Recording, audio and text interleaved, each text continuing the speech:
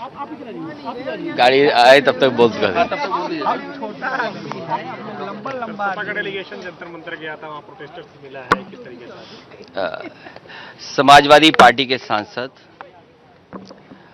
लगातार पहले भी जंतर मंतर गए और आज जब लोकसभा में सवाल जब उठाना था, सवाल उठा करके लोकसभा का एडजॉर्न करके उस समय फिर मौके पे पहुंचे। जो देखा और जो व्यवहार सरकार का और पुलिस का था, लाठी चलाना, आंसू गैस के गोले चलवाना, प्राइवेट ड्रेस में पुलिस आकर के छात्रों को, युवाओं के साथ जो व्यवहार किया है, सुनने में आ रहा है कि कुछ इलेक्ट्रिक टॉर्च भी थी या डंडी, जो भी बोलेंगे उसको। लोगों को चोट लगी है, युवाओं के बड़े पैमाने पे चोट लगी है, बड़े पैमाने पे घायल हुए हैं। सरकार को ये उम्मीद नहीं थी कि छात्र नौजवान इतनी बड़ी संख्या में आ जाएंगे। ये सबसे बड़ा फेलियर है और किसी फेलियर के लिए ही आए हैं लोग। आप नीट की परीक्षा नहीं करा पा रहे हैं और जो परीक्षा कराई, जिस तरह से धांधली हुई है, सब बीजेपी के लोग शामिल हैं उसमें, और दोबारा भी परीक्षा कराई, उस पर भी प्रश्न लग रहे हैं। तो आगे का पिछले इतने वर्षों से छात्र, नौजवान और युवाओं के भविष्य के साथ खिलवाड़ कर रही है सरकार।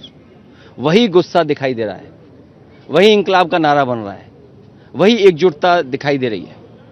इसीलिए इतने बड़े पैमाने पे देश के युवा यहाँ दिखाई दे रहे हैं। कल भी लोकसभा में जो आज घटना हुई है वो हम लोग उठाएंगे। समाजवादी पार्टी का एक और मुद्दा है इसके अलावा कि राम मंदिर का जो मुद्दा है डोनेशन वाला, उस पर भी सरकार यहाँ पर अपना रुख स्पष्ट करे, ये भी आप लोगों की डिमांड है।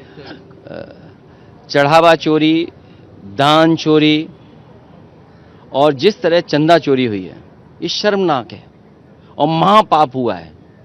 महापाप का कौन जवाब देगा? उसके लिए तो सरकार को आगे आना पड़ेगा। राहुल गांधी जी से भी मुलाकात हुई है, यूपी में गठबंधन को लेकर कोई बातचीत है?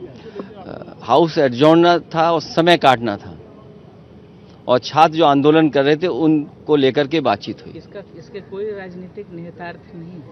अब आप पे कोई काम नहीं है तो जो साहब निकाल दो काम। सपा कांग्रेस आगे बढ़ के इस प्रोटेस्ट को क्या समर्थन करेगी और आगे बढ़ेगी? हर छात्र नौजवान के साथ समाजवादी पार्टी है, उनका भविष्य बेहतर हो। और ये जो छात्रों के साथ हो रहा है, खासकर नीट को लेकर के जो बातचीत चल रही है, आपको मैं याद दिलाना चाहता हूं, एक बीजेपी की सरकार थी, उस समय पर एक सत्र एमबीबीएस का 0 हो गया था, 92 में सर, एक सत्र। और उस समय भारतीय जनता पार्टी के मुख्यमंत्री थे और उनकी इच्छा थी कि उनके मन मर्जी रिजल्ट बने। तो सोचिए 1992 में उस समय बीजेपी धांधली करना चाहती थी एमबीबीएस की सीटों पर, और आज तो सत्ता में इतनी ताकत है कि हर संस्था उनके साथ है। तो ये जो पेपर लीक हो रहा है या परीक्षाएं जो नहीं हो पा रही हैं, यूपी में तो बाकायदा 20 परीक्षाएं के पेपर लीक हुए हैं। 1 लीक हो जाए, 2 लीक हो जाए, 3 लीक हो जाए, लेकिन लगातार लीक हो तो साजिश तो बड़ी है। और फिर नीट जैसी प्रतिष्ठित, इससे बड़ी परीक्षा, इतनी बड़ी परीक्षा के लिए पेपर लीक हो जाना भी शर्मनाक है सरकार के लिए। जो ये कहते हो कि हम विश्व गुरु बनने जा रहे हैं, अमृत काल चल रहा है, विकसित भारत, क्या विकसित भारत में यही होगा कि पेपर लीक हो जाएंगे? युवाओं के और नौजवानों के भविष्य के साथ खिलवाड़ होगी? यही आपका विकसित भारत है क्या? आपके किसी सांसद को हिरासत में भी लिया गया जंतर मंतर में? हमारे सांसद, ये युवा सांसद जितने हमें दिखाई दे रहे हैं, सब लोगों को, सांसद कौसाम्बी हमारे बगल में खड़े हैं, सांसद संबल, एटा, इकरा हसन, मैनपुरी सांसद, ये सब लोग थाने में बैठा दिए गए थे। इन्होंने तस्वीर देखी, राजीव राय जी, इन्होंने तस्वीरें देखी हैं, बच्चों से मिले हैं।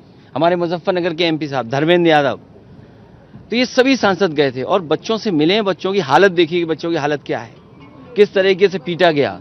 बता रहे बेटियों की और बहनों के साथ कपड़े फाड़ दिए इन्होंने। वो कौन लोग थे जो प्राइवेट ड्रेस में थे? इसकी जांच कौन करेगा? जो कपड़े फाड़ रही थी फोर्स, या कपड़े बदल करके जो फोर्स आई थी, वो कौन थे? वो तो एक साजिश है, और आंदोलन को खत्म करने के लिए कि आम युवा इस आंदोलन से न जुड़ जाए, उसको खत्म करने के लिए साजिश है ये। बहुत धन्यवाद।